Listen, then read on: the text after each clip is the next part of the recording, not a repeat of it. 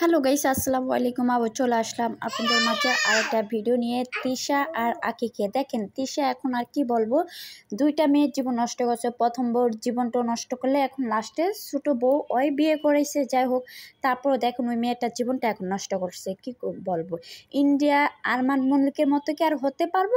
আর কি বলবো, এখন আকিকে দেওয়ার যা টাকার কামায় ফেলেছে, এখন আর আকিকে দরকার না। ভিডিওটা দেখেন তাহলে বুঝতে পারবেন, আকির মুখের কথাগুলো শুনে যান। মেয়েটার জন্য খুবই আমার কষ্ট লাগে। সবাই যা যা করছে এই কোনো কিছুই ভুলার মতো না, বুঝতে পারছেন? হয়তো আমি দেখে এখনো এখানে মানে বসে বসে বসে কথা বলতেছে। আমার জায়গায় যদি অন্য কেউ থাকতো তাহলে হয়তো করতো, আপনি বুঝছেন? হয়তো আমি দেখে এখানে আসি, এত কিছুর পরও, এত কিছু হয়ে গেছে তারপরও আমি এখানে আসি।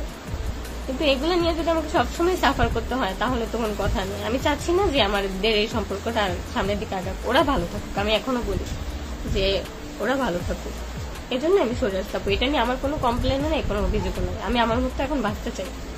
এখন আমাকে যদি এভাবে বাঁচতে না দেওয়া হয়, হয়তো আমি অন্য কোনো মানে কিছু করে ফেলবো, তখন আবার যেন আপনার আফসোস না করেন।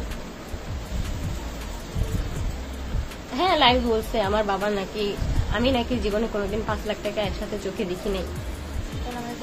আমরা গরিব, এটা নিয়ে আমার কোনো সমস্যা নেই। আমার বলতে কোনো খারাপ লাগাও কাজ করে না, কারণ আমরা গরিব হলে যদি মানুষের কাছে ছোট হয়ে থাকতে হয় তাহলে ওইসব মানুষ কোনো মানুষের মেন্টালিটির মধ্যেই পড়ে না। গার্মেন্টস নিয়ে যে কথাটা হইলো, মানে আমার মনে হয় কি, বাংলাদেশের প্রত্যেকটা ফ্যামিলিতে একজন দুজন করে গার্মেন্টসে জব করে। আমি আর কি যতদূর জানি, এখন যদি আমার জানা যদি ভুল হয় তাহলে এটা আমার ভুল। গার্মেন্টসে জব করে পেট চালায়, এটাও একদম ঠাট্টা মজার মধ্যে নিয়ে এসে করছে। মানে গার্মেন্টসে জব করে 7,000 টাকা বেতন। কান্না করো না আপু, কান্না আসলে আটকে রাখা যায় না। যা যা হইতেছে আমাকে নিয়ে, যা যা বলতেছে, আমি যদি আমার মতো থাইকাও যদি আমি সব দিক থেকে প্রেশার ক্রিয়েট করতেছে আমার উপরে, মানে আমার মনে হয় না আমি বেশি দিন এভাবে স্টে করতে পারবো। আমার যদি কখনো কোনো ক্ষতি হয়ে যায় তাহলে যেখানে মানুষের কোনো মান সম্মানই থাকে না, ওইখানে আমার মতে না যাওয়াটাই বেটার। এখন তোমরা অনেকেই যারা যারা বলতেছো আমার ছেলের জন্য, আমি তো আমার ছেলের সাথে কারো কন্টাক্ট অফ করিনি। আমার ছেলের সাথে যারা কথা বলবে, আমার কোনো সমস্যা নেই, আমার কোনোদিন থাকবেও না।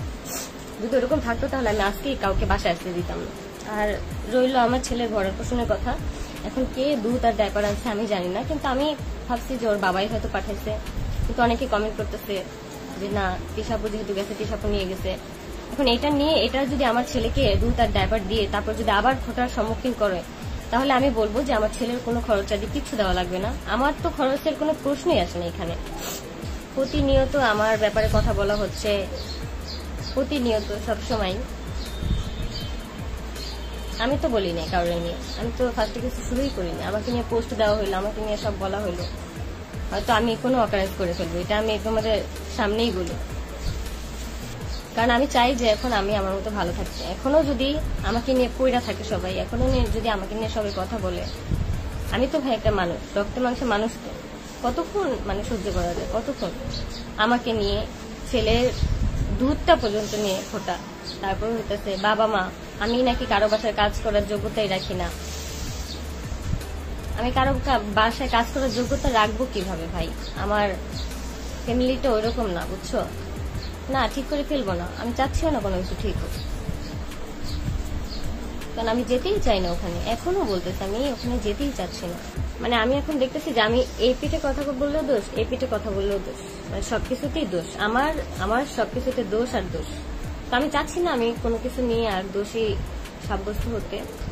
তো আমি বলবো যে আমার কোনো খরচ কোনো কিছু লাগবে না। ছেলের খরচ যদি দিতে ইচ্ছে করে দিবে, আর না দিতে ইচ্ছে করলে আমার কোনো জোর নাই। ওই বাসায় থাকা অবস্থায় আমি যে জিনিসটা করি নাই, সেই জিনিসটাও আর কি আমার নামে বলা হইতেছে। আমি কখনোই কারো জায়গা দখল করতে চাইনি। আমি তো জেনে শুনেই গেছি, কারণ আমি তো জানতামই যে ওয়াইফ আছে তার, জেনে শুনেই তো গেছি। জেনে শুনে যাওয়ার পর একটা মানুষ আরেকটা মানুষের জায়গা কিভাবে দখল করতে যায়?